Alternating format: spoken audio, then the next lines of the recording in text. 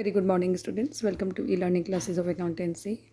Now, in this lecture, I am going to start new topic of chapter 3, that is accounting treatment of goodwill.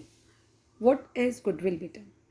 Goodwill is good name or the reputation of the business which is earned by a firm through the hard work and honesty of its owners. Goodwill आपकी good name है और reputation है किसी भी firm का जो कि एक owner earn करता है by through hard work and honesty. If a firm renders good services to the customer, the customers who feel satisfied will come again and again and the firm will able to earn more profit in future. Thus, goodwill is the value of the reputation of a firm which enables it to earn higher profit in comparison to the normal profit earned by the other firms in the same trade.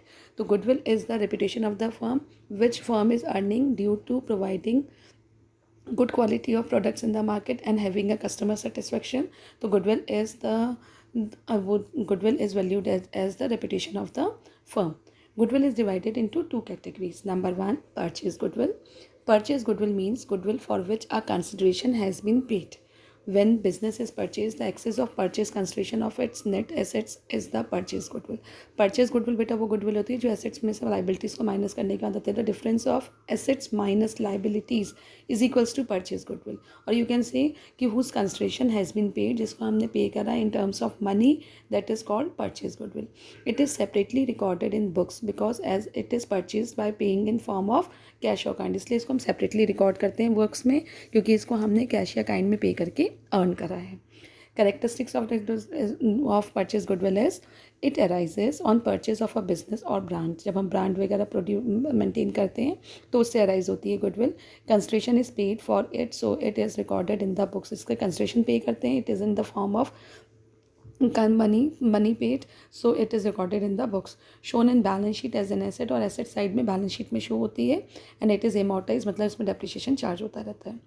Value is a subjective judgment and ascertained by agreement of seller and purchaser. तो purchase goodwill is that goodwill which is not inherited, which is purchased through paying consideration. तो purchase goodwill is equals to assets minus liabilities. Now see second beta, self-generated goodwill, also called inherent goodwill. Self-generated goodwill को हम inherent goodwill भी कहते हैं. It is an internally generated goodwill which arises from a number of factors that a running business possess, due to which it is able to earn more profit in the future. But self-generated goodwill inherited goodwill है बेटा, जो हमें इन ancestral से मिल रही है और ये number of factors से वो डिसाइड होती है. It is generated internally over the years. ये वो गुडविल नहीं है जो आप खुद परचेज कर रहे हैं, कंसिडरेशन को पे करके कर रहे हैं, बल्कि ये इनहेरिटेड है. It means it is coming from your father and forefather. तो ये ओवर नंबर ऑफ ईयर से कैलकुलेट होती है. और true cost can not be place on this type of goodwill. इस गुडविल की ट्रू कॉस्ट आप कैलकुलेट नहीं कर सकते because it is not self generated, it is not inherited goodwill, बल्कि it is not purchase goodwill, it is inherited goodwill. Then value depends on subjective judgement of the value. इसकी value जो है subjective judgement पे depend करती है. As per accounting standard 26, intangible asset it is not recorded in the books of account because consideration in money और money worth has not been paid for it. इसलिए inherent goodwill या self generated goodwill को हम books में record नहीं करते हैं because इसके लिए हमने मनी के टर्म्स में पेमेंट नहीं करा है. So goodwill is divided in two parts: purchase goodwill and inherent goodwill, or self-generated goodwill. Purchase goodwill, which is earned through paying of consideration in terms of cash or kind, और inherent goodwill है जो आप over number of years calculate से आ रही है, इसको calculate नहीं कर सकते in the terms of money. Now see methods of valuation of goodwill. Methods used for calculation of goodwill is number 1 average profit method, number 2 super profit method, and number C capitalization method. There are three methods of calculating goodwill: average profit method, super profit method, and capitalization method. In this lecture I am explaining you average profit method. See average profit method. Average profit method is divided in two parts: simple average profit method and weighted average profit method. Simple average profit में average profit calculate होता है. सबसे पहले we calculate average profit. Average profit is equals to total profit of all the years upon number of years. जितने years का profit given है उनको add कर लीजिए और उतने ईयर्स से उसको डिवाइड कर दीजिए. You will calculate average profit. And goodwill is equals to average profit into number of year purchase. और goodwill by average profit method कैसे कैलकुलेट होता है? It is goodwill is equals to average profit into number of year purchase. Now weighted average profit method. Calculate, ये second जो है आपका average profit method में number 1 है simple average profit method. Simple average profit method से goodwill जो calculate होती है that is average profit into number of year purchase. और number 2 is weighted average profit method. इससे जो गुडविल कैलकुलेट होती है that is goodwill is equals to weighted average profit into number of year purchase. Weighted average profit क्या होता है बेटा? Total of product upon total of weight, that is called weighted average profit. Total of product क्या होता है?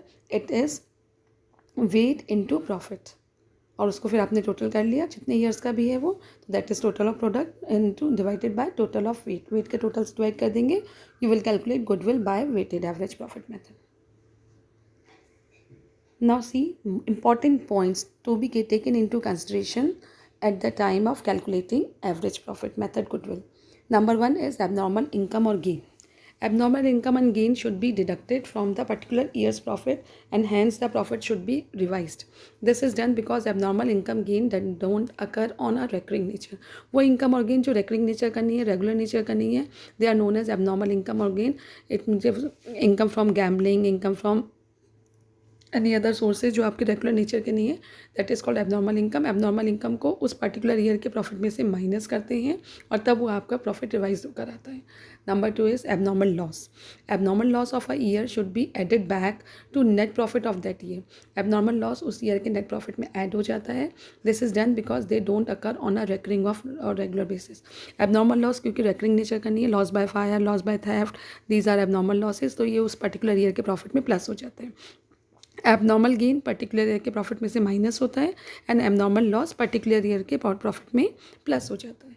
Number 3 is income from investment should be deducted out of the net profit of that year because this income is received from outside the business and not from the revenue operation. Income from investment that should be deducted from that year profit क्योंकि आप outside the business generate कर रहे हैं. Next, expenses of partner. जो general expenses होते हैं, जो regular nature के एक्सपेंसेस हैं, वो उस ईयर के पर्टिकुलर प्रॉफिट में से माइनस होते रहते हैं. Same expenses with which year is not, और अगर आपका पर्टिकुलर ईयर नहीं गिवन होता है तो that expenses will be deducted from the average profit. ये वो एक्सपेंसेस है जो जनरल नेचर के, it is not abnormal expenses और एबनॉर्मल लॉसेज, ये आपके रेगुलर नेचर वाले एक्सपेंसेस हैं, तो इसको उस पर्टिकुलर ईयर के प्रॉफिट में से माइनस करते हैं. और अगर पर्टिकुलर ईयर का प्रॉफिट नहीं गिवन है तो it will be deducted from the average profit. I hope you understand. And now see one question of your book, that is question number 3. See question number 3. The goodwill of a firm is valued at 4 years purchase of average profit of a 5 years.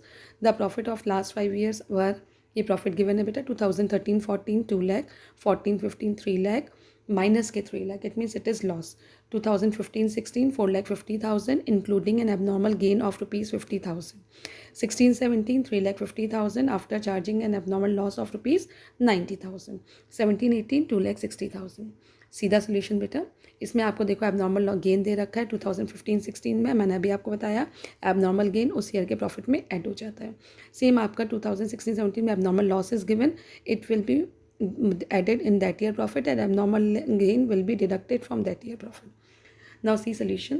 Total profit is equals to 2 lakh, second year का profit loss में था, minus 3 lakh plus 4,50,000 minus उसमें से abnormal gain minus हो गया 50,000 plus 3,50,000, इस abnormal loss plus हो गया इसमें आपका 3,50,000 after charging N abnormal loss. तो एबनॉर्मल लॉस इसमें से चार्ज हो चुका है इसलिए इसका ट्रीटमेंट नहीं हुआ है.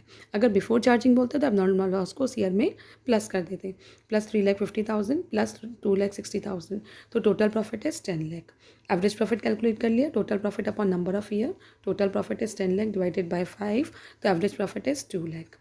Goodwill is equals to average profit into number of year purchase, तो goodwill is equals to 2 lakh into 4, तो गुडविल की वैल्यू कितनी आ गई आपकी 8 lakh आ गई. इज इट क्लियर बेटा?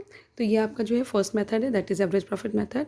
2 questions are in homework. Do homework daily, complete assignment, complete all the notes in your copy. I hope you all understand, learn formulas of treatment of goodwill. Thank you बेटा, have a nice day.